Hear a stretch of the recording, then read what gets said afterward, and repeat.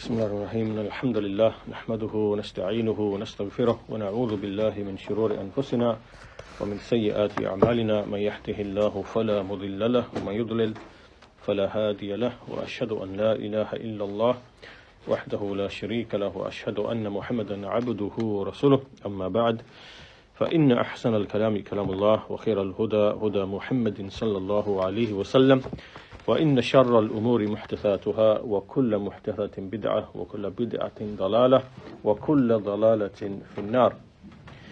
So today is lesson number 7 in the section to do with Al-Qadr, which is the divine pre-decree or predestination, as they say in English. And this is lesson 42 overall in the book. So,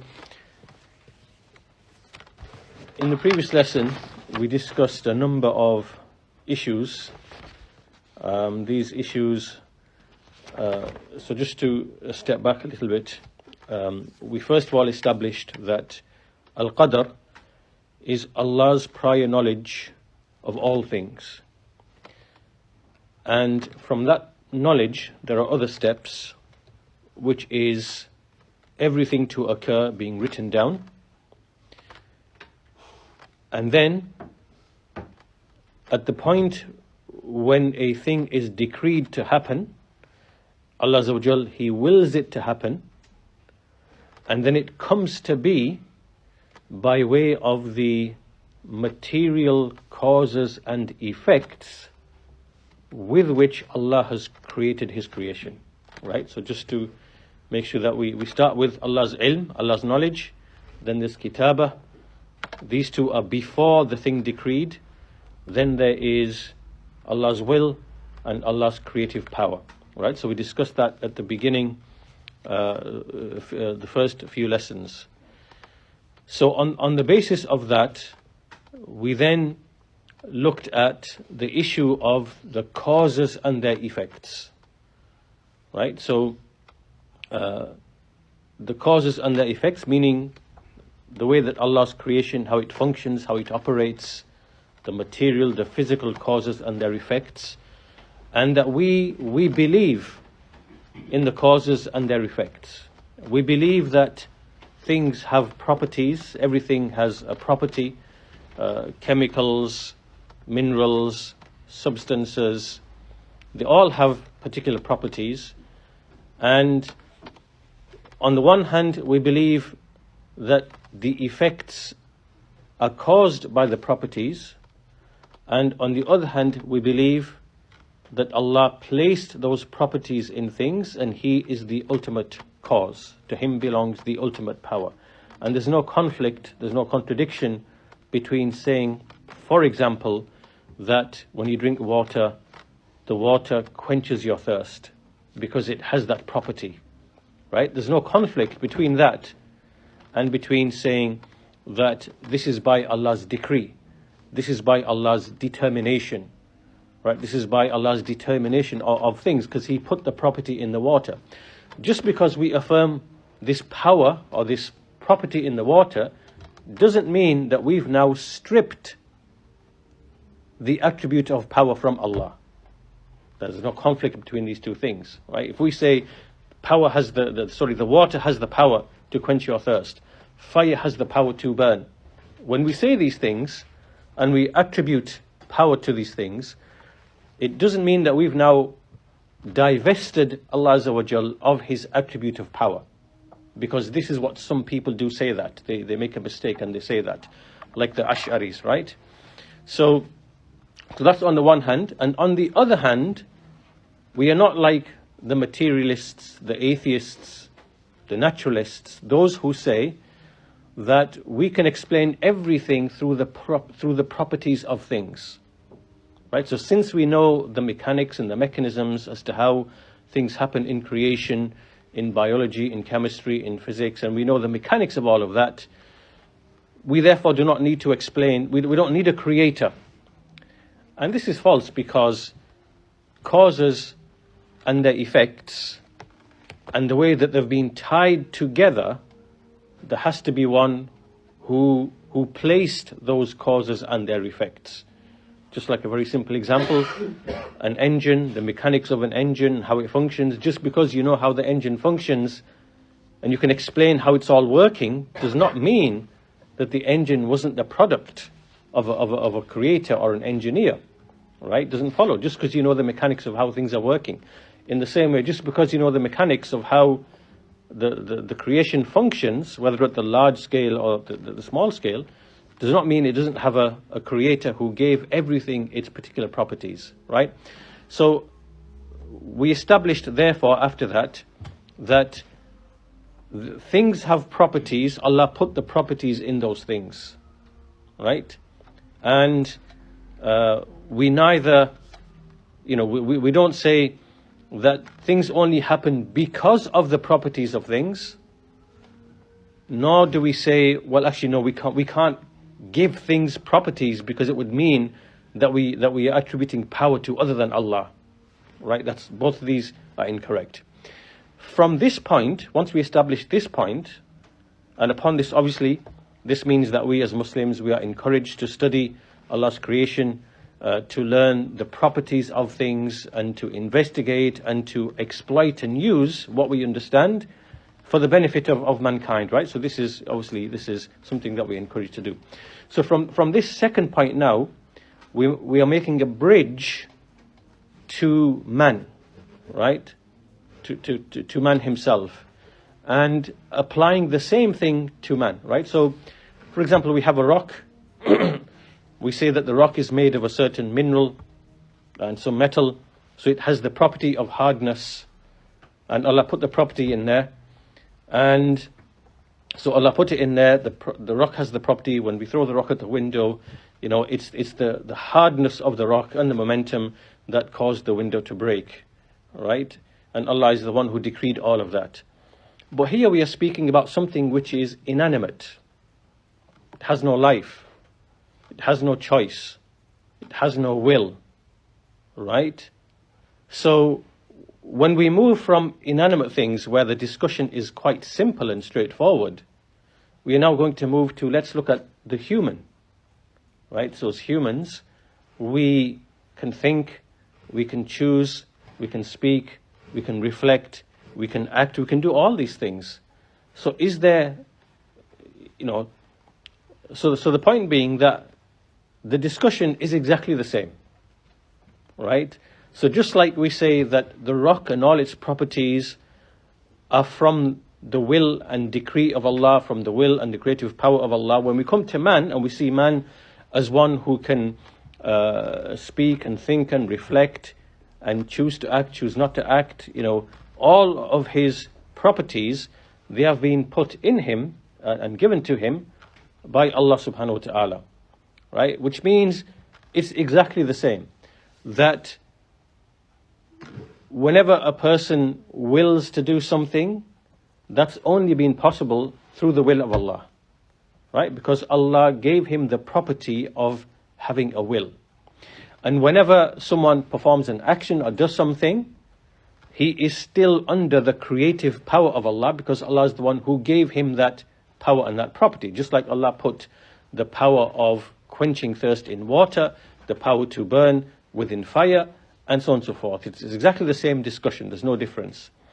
So likewise, there is absolutely no contradiction between saying that a man cannot will and cannot do except as Allah wills and Allah creates for him to do, right? There's no contradiction between these two things. Just like there's no contradiction in saying that this rock and whatever its properties are cannot do except what Allah has put in the rock for it to be able to do. Do you understand? Right? So this is what we discussed in the previous lesson, and that was one of the issues that we raised, which is that a man having a will and having power, the ability to act, and then acting, being an agent who acts,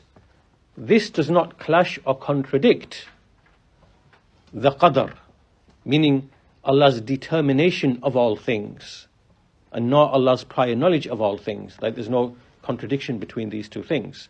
There's no conflict. Because all of this is part and parcel of Al-Qadr.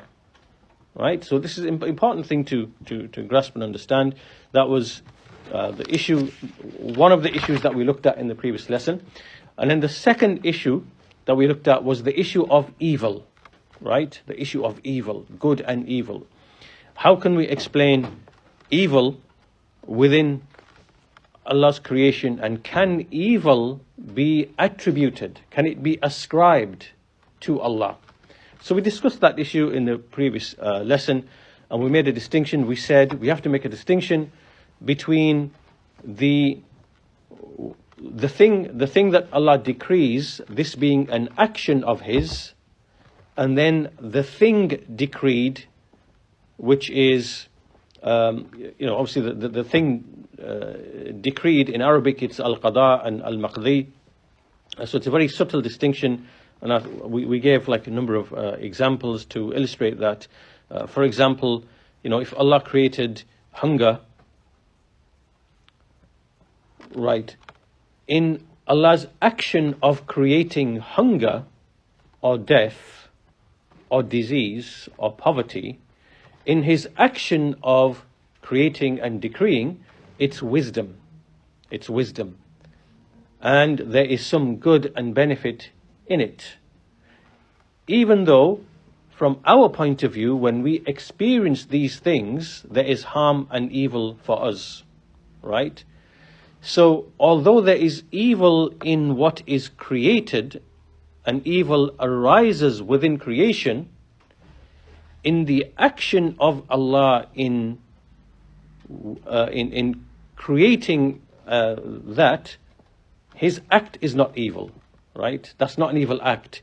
That's an act of wisdom, right? An act of wisdom and justice. And so the wisdoms in that would be, for example, that if we didn't have poverty, we would never know what is affluence. And if we didn't have death, we would not know what is life and appreciate. And if we didn't have disease, we would never appreciate what is good health and benefit good health, and so on and so forth, right? So we wouldn't know those meanings had we not had contrasting, things for us to grasp and understand.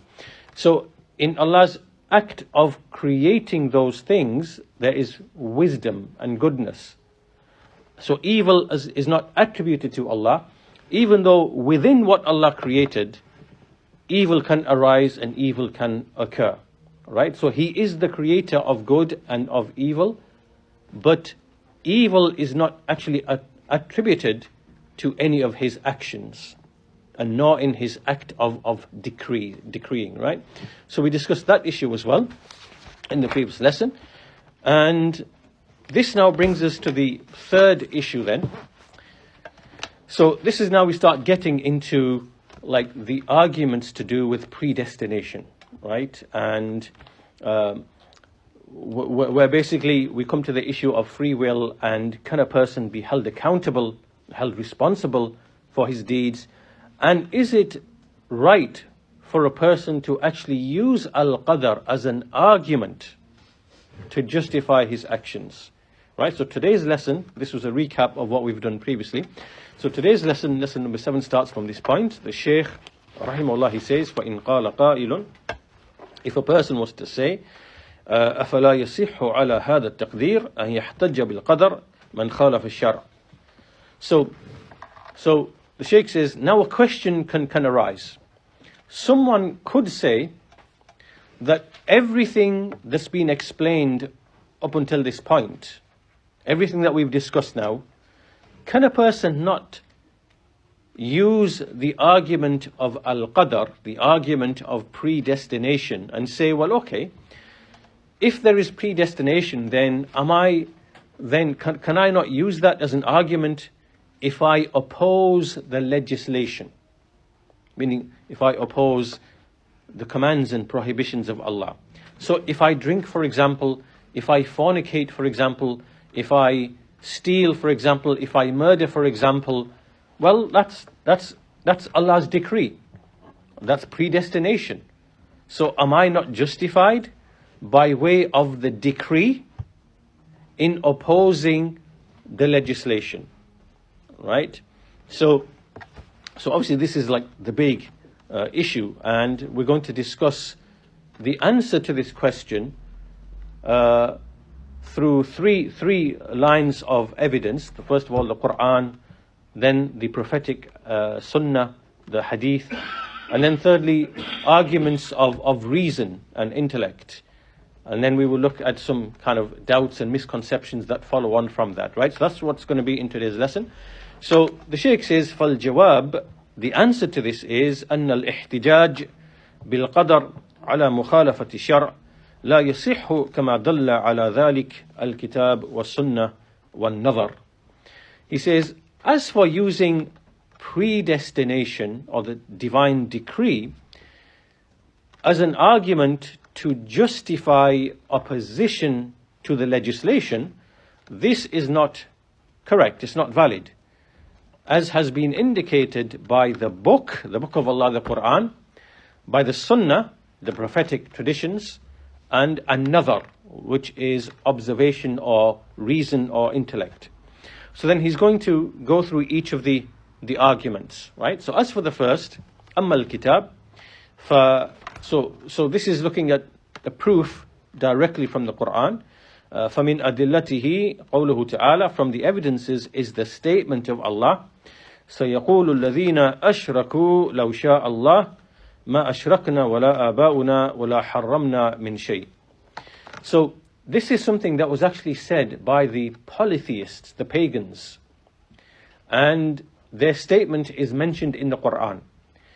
Allah Azza wa Jal, He says in this verse, the polytheists will say, that they are going to say, if Allah had so willed, we would not have committed polytheism. We would not have fallen into polytheism if Allah had so willed. And nor would our forefathers, they wouldn't have done this either. And nor would we have made unlawful things which meaning Allah had made lawful, and which we made unlawful, we wouldn't have done that either. So we would not have fallen into polytheism, nor would our forefathers, nor would we have made unlawful what is lawful, if Allah had willed for us not to do that. So basically they're using this as an argument to basically say, how can you say that our religion that we are upon, the polytheism, the paganism, the worship of idols, and likewise the laws and the rules that we have decided, how can you say that's wrong if Allah Himself willed it to happen? So in response, Allah Azza wa Jal, He rejected this answer, and He said, كَذَلِكَ كَذَّبَ الَّذِينَ مِنْ قَبْلِهِمْ حَتَّى ذَاقُوا بَأْسَنَا. Likewise was said by those who rejected before, those who came before them and rejected, the messengers, until they tasted the punishment. Right? So in this verse, what is the point of evidence in this verse? The point of evidence is that here, the way that Allah's prior knowledge and prior decree, the way it's being used, is not from the angle of submitting to al-qadr, of submitting and showing submission to what Allah has decreed. Rather, it's being used as an argument to justify opposition to His legislation. And the fact that this argument is not valid is shown by the fact that Allah Azza wa Jal said straight after, كَذَلِكَ كَذَّبَ الَّذِينَ مِنْ قَبْلِهِمْ حَتَّى ذَاقُوا بَأْسَنَا, that this same thing was said by the people who came before, and they continued like this until they tasted the punishment. Right? So meaning that if this was an argument for you, then why did Allah punish you then? Right? So your argument is falsified, because your argument is, if our religion is wrong, if our religion is wrong, so this is the pagans of Mecca saying this, if our religion is wrong, we are worshipping idols, we are worshipping dead people in the graves, we are worshipping, angels, we are worshipping the jinn, if this way is wrong, then why did Allah will for it to happen? How can you say our religion is wrong, O Muhammad alayhi salatu wasalam? How can you say that to us, that our religion is false, when Allah is the one who decreed and willed for this to happen? So our religion cannot be wrong, it must be right. Right? So in response, the argument is that this thing that you are saying, this argument you are using, people before you used the same argument and they were made to taste Allah's punishment. So if your argument was correct, then why did those people get punished then? Why did the people of Pharaoh and the people of Nuh, and the people of Lot, the homosexuals, and why did they get punished then? Why did they get punished if what you are saying is correct? Right? So this is the Quranic argument against the pagans of Mecca, to show that this is not a valid argument because of the simple fact that Allah punished nations for their polytheism, for their disbelief, for their rejection of the messengers. So this cannot be a correct argument. Okay. A second evidence from the Quran is the statement of Allah Azza wa Jal in Surah An-Nisa, the 4th chapter, verse 165. Allah Azza wa Jal, He speaks about the messengers. رُسُلًا مُبَشِّرِينَ وَمُنذِرِينَ لِأَلَّا يَكُونَ لِلنَّاسِ عَلَى اللَّهِ حُجَّةٌ بَعْدَ الرُّسُلِ. So here Allah is speaking about the messengers. Right? He sent the messengers as those who give glad tidings. So they give glad tidings to the people that if you are righteous, then you will have Allah's forgiveness in paradise. And if you are evil, and if you are sinful and disobedient and whatever, then we warn you, we caution you against the punishment in this life and the next. So this is what the messengers do. They give glad tidings, they give the good news to the righteous people, and they warn the evildoers. So Allah is saying that He sent the messengers as those who give the good news and who give the warning, so that the people do not have any proof against Allah. So they have no argument with Allah after the sending of the messengers. After the sending of the messengers. So the Shaykh says, فَبَيَّنَ اللَّهُ تَعَالَى أَنَّ الْحُجَّةَ قَامَتْ عَلَى النَّاسِ بِإِرْسَالِ الرُّسُلِ وَلَا حُجَّةَ لَهُمْ عَلَى اللَّهِ بَعْدَ ذَلِكَ وَلَوْ كَانَ الْقَدْرُ حُجَّةً مَنْ تَفَتْ بِإِرْسَالِ الرُّسُلِ.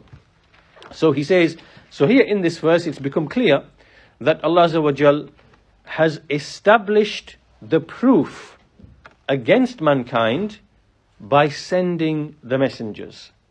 And after that, after the messenger has been sent, now there is no argument. You can't use Al-Qadr, Allah's decree, as an argument now, because the messenger has been sent. And if using Al-Qadr was a valid excuse, then why would Allah say in this verse that mankind has no proof after the sending of the messenger, after the sending of the messengers? So this second verse, what is the point of argument here?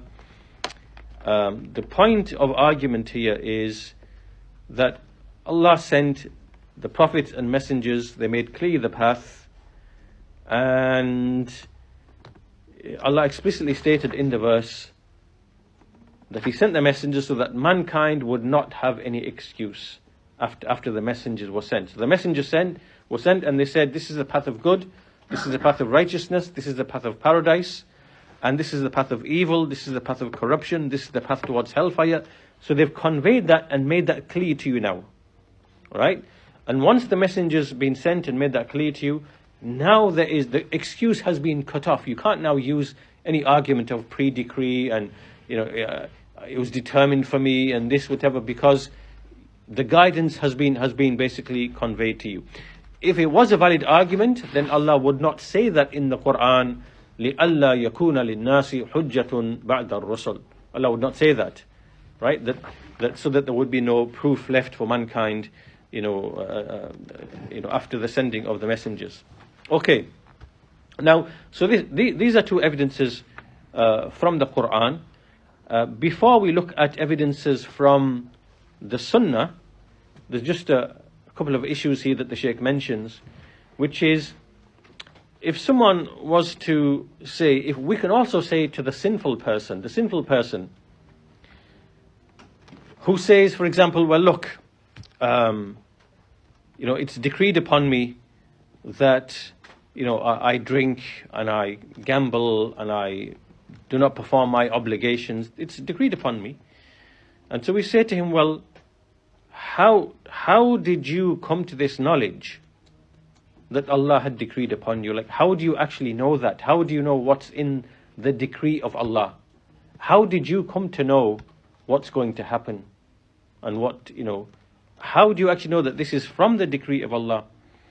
And, did Allah reveal this knowledge to you? How did you get this knowledge? Because remember, Al-Qadr is the knowledge of Allah of what is going to happen. And that knowledge has also been written down. So how did you, when you use the argument, oh, well, it was written for me to, drink alcohol and to, whatever. How did you know that before doing it? How did you know that? There's no way for you to know that, right? And so if you do not have knowledge of that before it happens, before you do it, then how can you know something which is majhul, which is unknown to you, to be an actual argument for you? You can't do that, can you? You can't say, well, it's decreed for me, to drink alcohol tomorrow, or to, miss my obligations tomorrow. It's decreed for me, and then you don't do it. But then you don't have the knowledge that that's actually been decreed upon you. So how is that now an argument? You can't really use that as an argument. And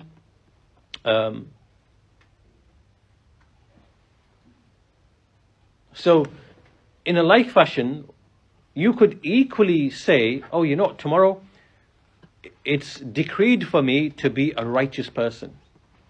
You could have actually said that. You could have said, oh yeah, tomorrow it's actually decreed for me to refrain from alcohol and to be good to my parents and to give charity and to establish my obligations. That's what's decreed for me to tomorrow. Like, and then you would use that. So like, why did you use that argument? Why did you use this one, but not that one? Right? And what's the distinguish between what, that you should be saying this one and not that one? Like, so this is not an argument, because you are just simply using what is unknown to you to justify your disobedience and your sin and the life that you want to live. So this is not really an argument. And then also on top of this, the Shaykh goes on to say that, in fact, all of your other deeds, everything else you do, shows that this argument you are using is actually false, right? Because let's say, for example, you were setting out on a journey and you had a choice between two paths, right? So you could either go on this path where the journey is easy and simple, there's no danger, there's no fear for your property, for your life, if you take this road, whatever. Or you take this road over here, and here there's a danger of being robbed and mugged and stabbed, and and it's not generally a pleasant route or whatever. You are never going to stop there and say, oh well, it was decreed for me. It's from the Qadr of Allah that I should take this path, the path of where I may get robbed and mugged and stabbed and whatever. So I'm just going to have to go. You do not think like this when it comes to your day-to-day activities, right? You make actual decisions, and you think of the choices that you're going to make, and you never use al-qadr to relinquish that choice, and just to go along with whatever is bad for you. You don't do that, right? So therefore, when you now use the same argument to choose sins and disobedience which are bad for you, it shows that your argument here is falsified by everything else you do in the rest of your life. It's a contradiction, right? So after that, the Shaykh then goes on to say that in the same way that this example can likewise be given with respect to the path. There's a path over here, the path of sin and disobedience, which will lead you to hellfire in the hereafter. And there's a path over here, path of righteousness, path of obedience, path of rectification, right? The path of prayer and charity and fasting and being good to the parents and good to the neighbor and and so on and so forth. You can choose this path and it will lead you to paradise, right? So what's the difference between the example of the journey, right? You going through the path of which is dangerous, you might get mugged or robbed or whatever, or the path which is the path of safety. You do that in this life. So why are you then not applying the same thing to the two paths in relation to the hereafter? So anyhow, that's the verses from the Quran, and it's very clear. There is no argument. You can't use the divine pre-decree or predestination to justify your evil deeds. Secondly, we now have evidence from the Quran, from the prophetic traditions, and so the Shaykh says, وَأَمَّا السُّنَّةِ, as for the Sunnah, from the evidences is what we find established in the two authentic compilations, the Sahihan of Al-Bukhari and Muslim, from Ali bin Abi Talib, who said that the Prophet sallallahu alaihi wasallam, he said, مَا مِنْكُمْ مِنْ أَحَدٍ إِلَّا وَقَدْ كُتِبَ مَقْعَدُهُ مِنَ النَّارِ وَمَقْعَدُهُ مِنَ الْجَنَّةِ. Okay, so the Prophet said to his companions, there is not one of you except that his seat in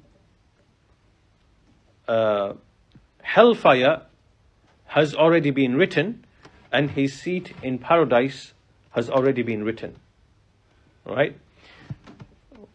What this means is Allah has prior knowledge of the inhabitants of paradise and the inhabitants of hellfire. This is from His eternal knowledge, and Allah has that knowledge. Who is the inhabitant of hellfire? Who is the inhabitant of paradise? Then this knowledge has been written down. Right. Just because it's been written down does not mean that anyone has been forced to do the actions that will subsequently lead him to go to paradise or go to hellfire, right? So we'll look at that shortly. So anyhow, this is what the Prophet, he said this. And then the companions, when they heard this, they thought, okay, well, they said, قالوا يا رسول الله أفلا نتكل على كتابنا وندع العمل. So the companions said, well, in that case, why can't we just rely upon what's been written and leave off action? Like, if that's the case, that paradise has been written already or hellfire has been written already, then what's the point of us acting? Should we just abandon action? Should we just abandon the prayer and fasting and doing hajj, doing pilgrimage, and being good to the parent, good to the neighbor, giving charity, doing remembrance, doing all should we just abandon all of that and rely only upon what has been written?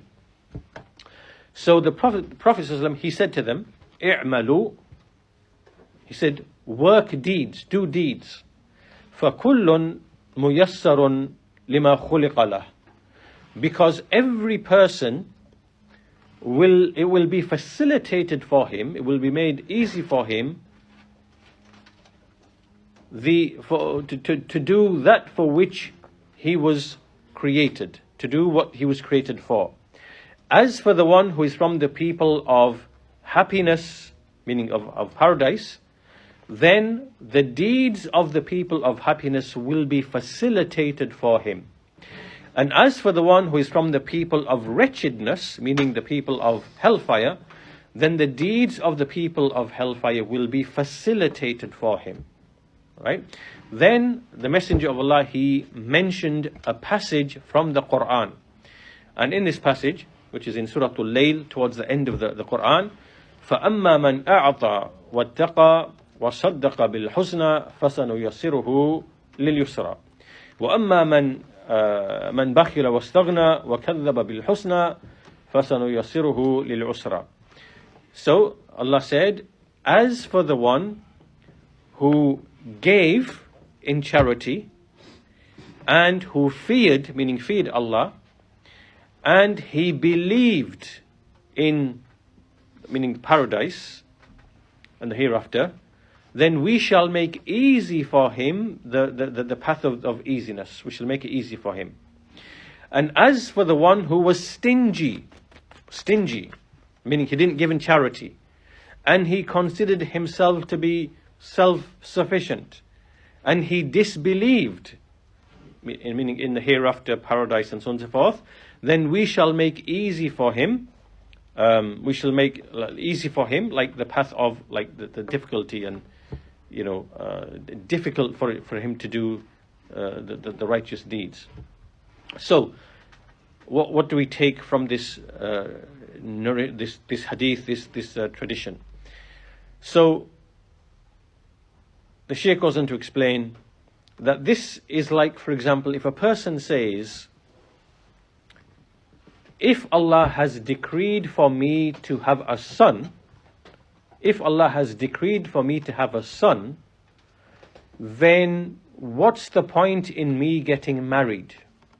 Right? Getting married to have relations in order to then have a child. Like the person who says this, like the person who says, if paradise has been written for me, then what's the point of me doing anything? Shall I not rely on the fact that paradise has been written for me?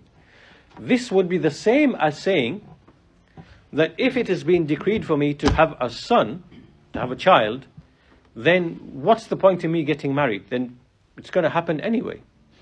Right? And nobody, the Shaykh says, this is not, any person who says this, لَعُدَّ هَذَا الْقَوْلِ سَفَهًا فِي الْأَقْلِ. This statement would be considered to be like foolishness in intellect. In the same way, if a person says, well, I'm thirsty, or I'm starving, I'm hungry, if Allah has decreed for me, for my hunger to be removed, then it's going to happen anyway. What's the point in me having food? What's the point in me taking food? It's going to happen anyway. But this is stupidity, because we know that Allah has only, in His creation of the creation and His decree, He's decreed it to be such that if you are hungry, that hungry will go if you eat food. And if you want to have children, it's by having relations within marriage. In exactly the same way,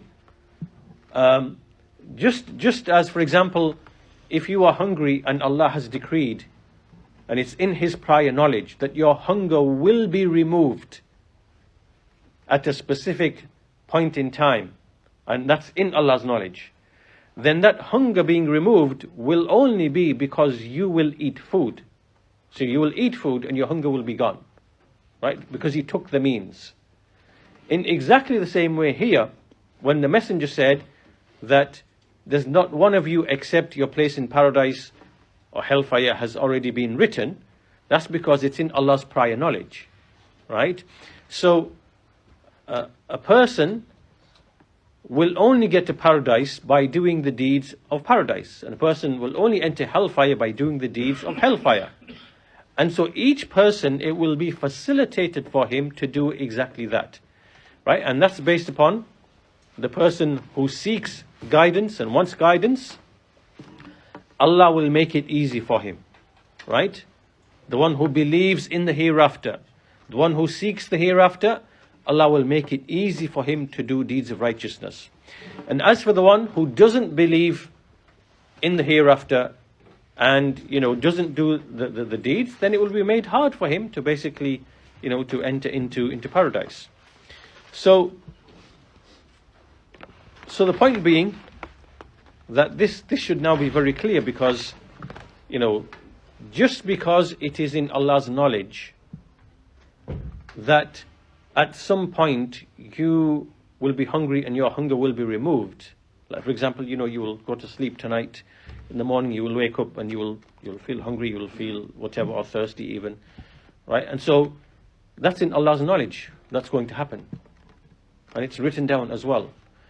So you don't now say, well, okay, well, if it's written and whatever, then there's no point in me actually drinking any water in the morning or having any food, because my thirst or my hunger is going to go anyway. Now, if you were to think like this, you would be counted as the Shaykh says, it's a idiocy, it's a foolishness in intellect.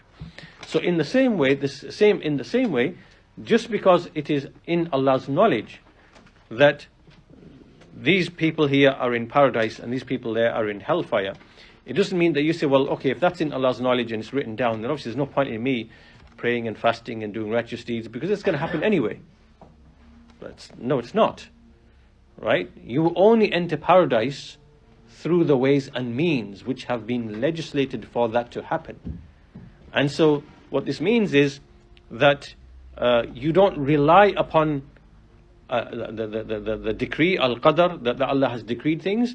Rather, you take the ways and the means. And the one who seeks the hereafter and paradise, Allah will make it easy for that person. Right? So that's why you see the believer who believes that he will be resurrected, he will be held to account, he will be rewarded, good with good, evil with evil. Right? This person has the seeds of Iman in his heart. Allah will now make it easy for this individual to do righteous deeds and to take the ways and means through which he will enter into paradise after Allah's mercy. On the other hand, you have a disbeliever who basically believes, Darwinian evolution, there's no purpose to life, there's no hereafter, there's no resurrection, there's no absolute right and wrong. And so, I'll make my own philosophy and I'll decide what's right and wrong. And, he just lives that life. Well, okay, that's what you've chosen. Allah will make it easy for you to, to do the deeds that basically are going to eventually lead you into hellfire, because you've been written for hellfire. But at the same time, no one has forced you to do anything. You were given the opportunity to act. Right? You were given the opportunity to act, but you chose to act and to do things that would be the means for you entering into hellfire. Right? So, the point being here is that, where are we? Yeah. So this is an evidence from the prophetic Sunnah that shows, no, you cannot use al-Qadr as an argument. You can't say, if I'm decreed to be in paradise, I might as well just sit and do nothing, because then I will go to paradise anyway. You don't think like that.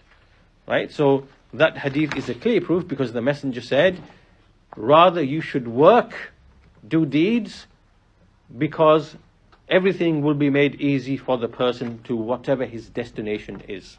Okay, so that's evidence from the Sunnah, and there are other evidences as well. Now we come to arguments of reason. Right? Now we come to arguments of reason and intellect. And the first, so the Shaykh says, وَأَمَّا النَّظَرْ فَمِنْ أَدِلَّتِهِ, as for reason or intellect, from its arguments is he says, أَنَّ تَارِكَ الْوَاجِبِ وفاعل المحرم يقدم على ذلك باختياره لا يشعر أن أحدا أكرهه عليه ولا يعلم أن ذلك مقدر لأن القدر سر مكتوم فلا يعلم أحد أن شيئا ما قدره الله تعالى إلا بعد وقوعه فكيف يصح أن يحتج بحجة لا يعلمها قبل إقدامه على ما اعتذر بها عنه. So, and then he says, continues, ولماذا لم يقدر أن الله تعالى كتبه من أهل السعادة فيعمل بعملهم دون أن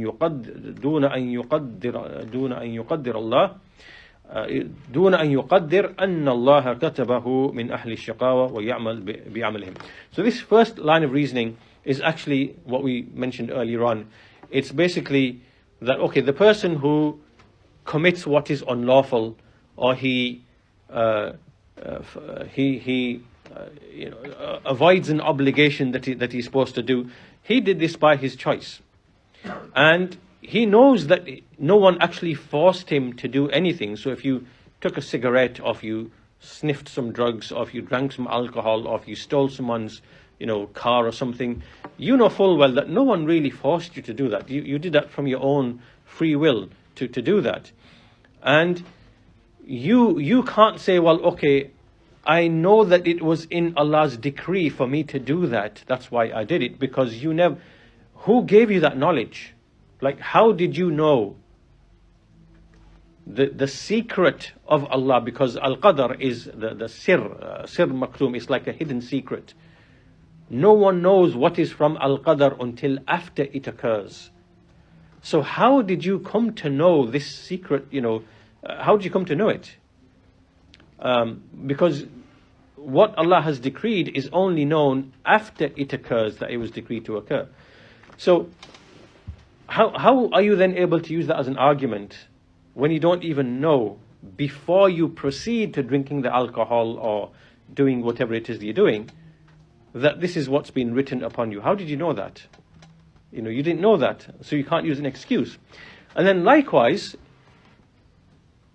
why did you not think, okay, you know what, Allah has decreed for me to abandon drinking alcohol, and to abandon stealing, and to abandon, my abandonment of obligations, or whatever it might be. Why didn't you say that? And therefore you then do the righteous deeds of the people of happiness and paradise. And so therefore, you thought like this, rather than thinking, well, I'm from the people of hellfire, and it's decreed upon me to do these sins, so what can I do? Why did you think that instead? Like, why did you think that instead of this? Right? So it shows that the argument is actually false. And so this first argument for reason, is in connection to ilm, to knowledge. How did you know from Al-Qadr that this is what's decreed upon you before it actually occurred, such that you can now use it as an argument? Well, you can't.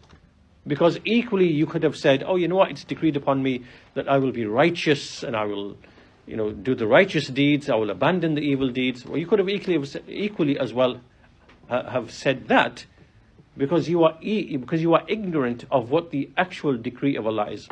So that's very clear. The second argument from Al-Qadr is that the Shaykh says, أن إقحام النفس في مآثم في مآثم ترك الواجب وفعل المحرم ظلم لها وعدوان عليها، كما قال له تعالى عن المكذبين للرسل وما ظلمناهم ولكن ظلموا أنفسهم. ولو أن أحدا ظلم المحتج بالقدر على مخالفته ثم قال له ظلمي إياك كان بقدر الله لم يقبل منه هذه الحجة، فكيف لا يقبل هذه الحجة بظلم غيره له ثم يحتج بها بظلمه هو لنفسه. Okay, this is a very good, powerful argument of reason against the person who tries to use predestination to claim he has no free will and that he's forced to do what he... this is a very good argument. And the argument is that when you have an individual and he thrusts himself into all sorts of unlawful things which are haram, unlawful, so he fornicates, he drinks, he gambles, he abandons his obligations, he does all of these different things. And what he's doing here is that he is oppressing his own soul.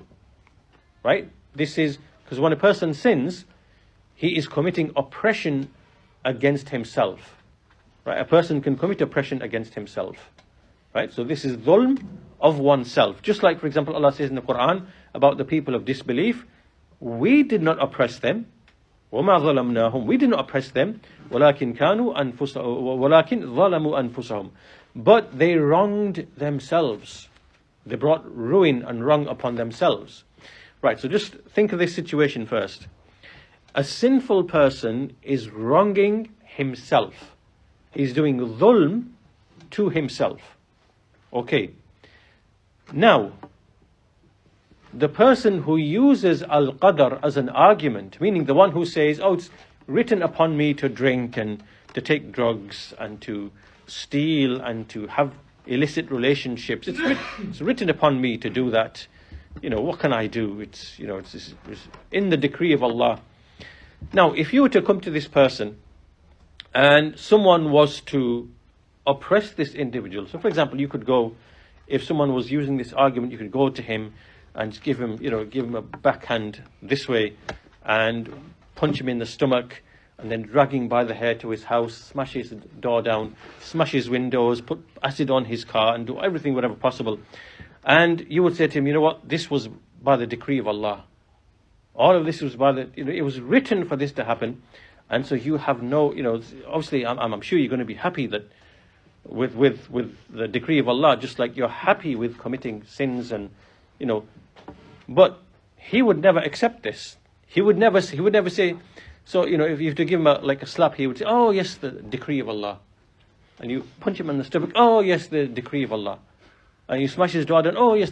He's not going to make that argument, he's not going to say that.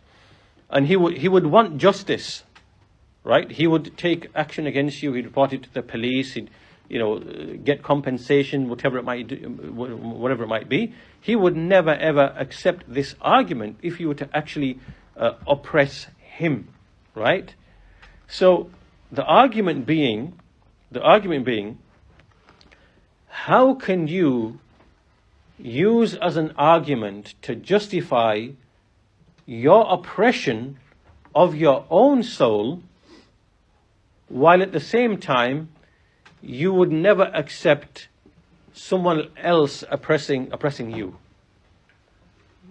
Like, so this is like a big contradiction, right? You would actually demand justice. If someone wronged you, robbed you, stole from you, destroys your property, kills someone in your family, you would demand justice. You would never say, oh, this is the decree of Allah. You would never say that.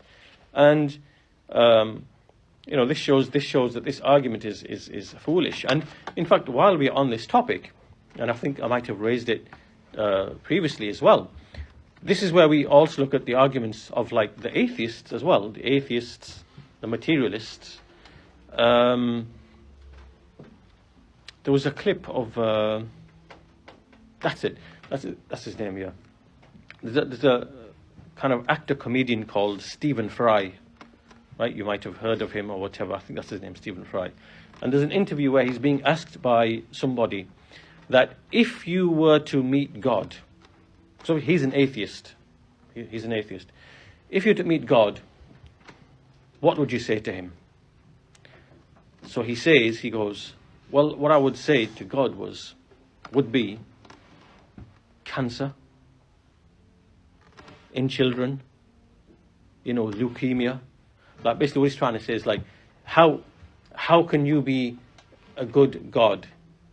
And how can we see all this evil and harm and pain and suffering, in disease in children? And that's his basic point, right? That this is what he would say.